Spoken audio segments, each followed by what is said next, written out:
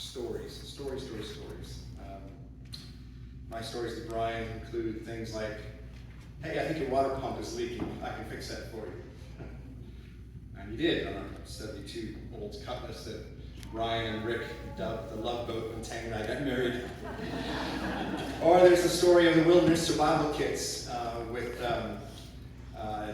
Rick and Bryan and Clyde and I going deer hunting and leaving Rick behind at Clyde and Sherry's house, and Bryan getting in his car and driving like a maniac back to the house.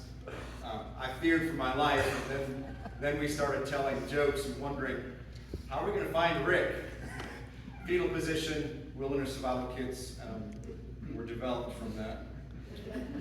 Or the time when Tammy's mom was diagnosed with dementia herself, and we had to sell the house in very short notice. And Clyde and Rick and Bryan came up to the house, scrubbed the outside, cleaned up the garden so we could put it in a sellable place. Or the story, I particularly like the story because I appear the clever one in it.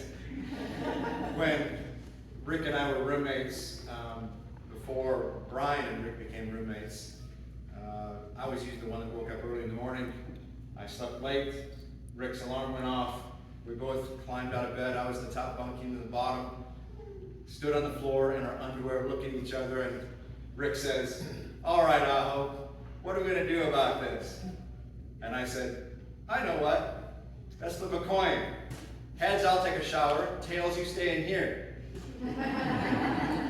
I took my shower, came back in and said, Rick, do you know what just happened? What? And when he finally was aware of what had happened, he said, I suppose you're going to tell Olson, aren't you? And I said, what do you think? And a story like that I like because it talks about some of the playfulness in our friendship and has characterized that over all these years. And that was Bryan. Back in February, one of the young men that Tammy and I were discipling, who had had some mental health challenges, had decided to follow Christ in October last year, having traveled with him for quite some time. He was baptized in October, but because of some mental health issues, took his life. It was traumatic. Traumatic for the discipleship group, of which our friend was a part. Traumatic for his mom, his dad, his sister, who were friends of ours as well. And it was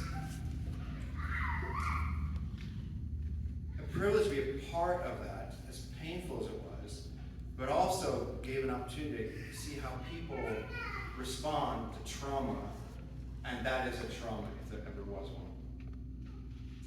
And when I took part in leading the service at the crematorium, I just asked myself some questions, and I presented these to the family. And these are essentially the questions. First question is practical and personal, really. What would I say to you as you reflect on Bryan and his life and where you are in grief? And I would say that you have experienced trauma. Maybe not like somebody who takes their life and that immediate impact, but it was like 1,000 cuts since 2010. And that wears a person down. It is traumatic. And so just recognize yourself. I've experienced trauma. And as you process that trauma, don't let others tell you how to grieve this trauma. It's your journey. As I've watched our friends deal with the suicide of their son and their brother, they're all dealing with grief in very different ways.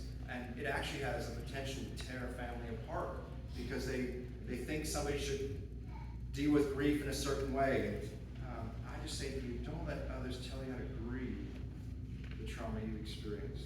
It's your journey. But let me say in the same breath, let those who love you journey with you. when the Friday morning we heard about a friend taking his life, we immediately dropped everything to go be with another of our friends, very close to the family. And then we were with one of our discipleship groups on a Sunday morning over breakfast, and we described what we experienced. And our one friend, he said, I tried to commit suicide a few years ago. He had never told us before. We didn't have an opportunity to tell his story. But then I said, so what do you think Jesus would say to us in the midst of these circumstances? And that's the second question. What would Jesus say to you? Our friend said, put the kettle on. Now, in England, what that means is, let's have a cup of tea. Let's pause. Let's just be present for each other. Let's just talk. But you're in control of the conversation. But let's be with each other. And I think for those of us who are followers of Jesus, hearing Jesus is indispensable. And I don't know whatever your experience of churches or Christians, but I think Jesus has something to say to you as well. Put the kettle on. Just pause and be with me. When I read the story of Mary and Martha and Jesus and Lazarus in John 11 and the whole trauma that they're experiencing with Lazarus, his death, and family members, what does this all mean? And Jesus, if you had been here, this wouldn't have happened. Yes, I just take heart that Jesus says essentially to us, I wept.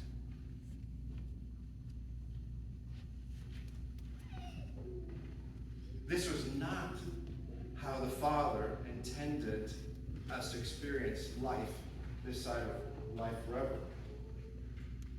In this broken and hurting world, Jesus weeps with us. He weeps with you. He weeps with me. And he says to Martha, and we're having a cup of tea with a cup of coffee, he says to Martha, I'm the resurrection and life.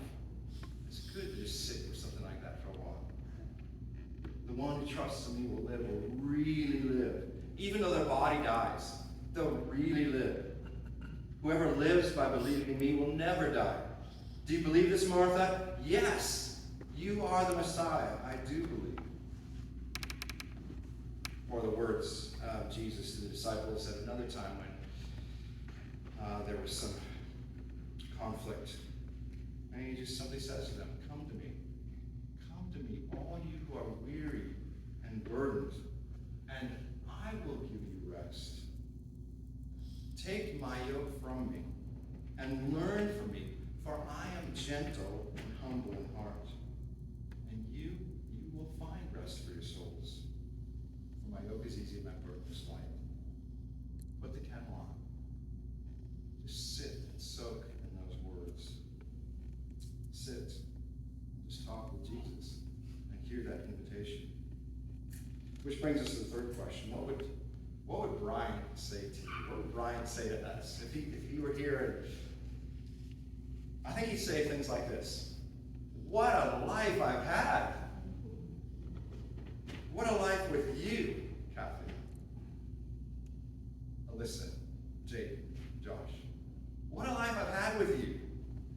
Rick, Bruce, the rest of us that knew him so well. What a life I had with you. And maybe with a cheesy grin, maybe rubbing that red hair of his saying, couldn't remember all of it towards the end. And then an unmistakable guffaw, that laugh that just, I can't quite do it, but you all know it.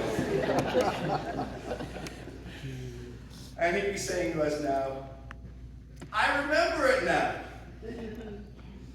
What a life I've had. Thank you, he would say. I think he would echo to us the words of Romans 15:7. In your English translation, it would say something like accept one another, but I think the better translation is embrace one another, just as Jesus embraced you.